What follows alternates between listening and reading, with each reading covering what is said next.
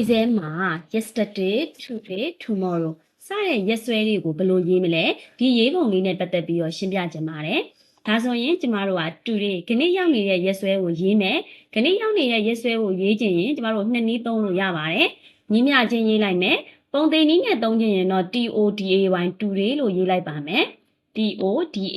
today today ဆိုတဲ့ဒီ formula လေးပေါ်လာရင်သူ့ပေါ်မှာ double click နှိပ်လဲရတယ် keyboard က tab ကိုနှိပ်လဲရပါတယ်ပြီးဝင်ပိတ်ပြန်ပိတ် enter နှိပ်လိုက်ပါဒါဆိုရင်ခဏရောက်နေတဲ့ရက်စွဲသည်12လပိုင်း2ရက်ဒီရက်စွဲတွေဒီကိုယ့်ရဲ့ကွန်ပျူတာမှာရှိတဲ့ရက်စွဲတွေနဲ့ဆိုင်ပါတယ်ကွန်ပျူတာမှာရှိတဲ့ date ကရက်က800ရောက်နေရင်ရက်က2ရက်က800လာပါမယ်ကျမရဲ့ကွန်ပျူတာဒီလ800ရောက်နေတာဖြစ်တဲ့အတွက်လ12လပိုင်းကစပြီးတော့ပေါ်ပါတယ်ရက်စွဲရေးလိုက်လို့ကိုယ့်ရဲ့ကွန်ပျူတာမှာဒီလိုညာဘက်ကိုကတ်နေတယ်ဆိုရင်မှန်ပါတယ်ဒါပေမဲ့လို့ဒီမှာတော့ပုံသိနည်းထည့်တာဖြစ်တဲ့အတွက်ဒီရေးထားတဲ့ရက်စွဲဒီမှန်ကိုမှန်ပါတယ်ဟုတ်ပြီဒါဆိုရင်အဲ့လိုမသုံးချင်ဘူးဆိုရင် today ခဏရောက်နေတဲ့ရက်စွဲကို keyboard ကနေသုံးလို့ရတယ် control key ကိုဖိပါပြီးရင် semicolon လေးကိုနှိပ်လိုက်ပါဒါလည်းအတူတူပါပဲ yesterday ဆိုရင်တော့လွယ်ပါတယ်ခဏ today ခဏရောက်နေတဲ့ရက်စွဲသည် today တဲကနေပြီးတော့ဝင်းပိတ်ကလေးပြန်ပိတ်လိုက်မနေ့ကကိုသွားချင်တာဖြစ်တဲ့အတွက်နှုတ်1လို့ရေးလိုက်ပါနှုတ်1 enter ဒါဆိုရင်မနေ့က12လပိုင်း1ရက်ဒါဆိုရင် tomorrow ကိုကျမတို့တွက်လို့ရပြီညီမချင်း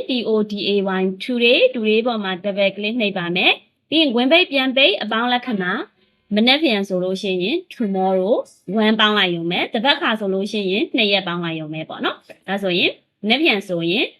12လပိုင်း3ရက်ဖြစ်သွားပါပြီဒါကတော့ exam မှာအလွယ်တကူ yesterday today tomorrow လေးတွေကိုသိအောင်ရှင်းပြပေးတာဖြစ်ပါတယ်အဲ့လိုမသုံးချင်ဘူးဆိုလည်းရပါတယ်ခဏရောက်နေတဲ့ရဲဆွဲကိုအလွယ်ရေးမယ်အောက်ကို series ဆွဲချလိုက်ရင်လည်းမြန်ပါတယ်ပြီးရင်အပေါ်ကိုပြန်ပြီးတော့ series ဆွဲလိုက်လို့လည်းရပါတယ်ဒါကတော့ပို့ပြီးမြန်တာပေါ့နော်ခဏရောက်နေတဲ့ရဲဆွဲကို control semicolon လေးနှိပ်လိုက်ပါမယ် control semicolon enter ဒါဆိုရင်ခဏရောက်နေတဲ့ရဲဆွဲ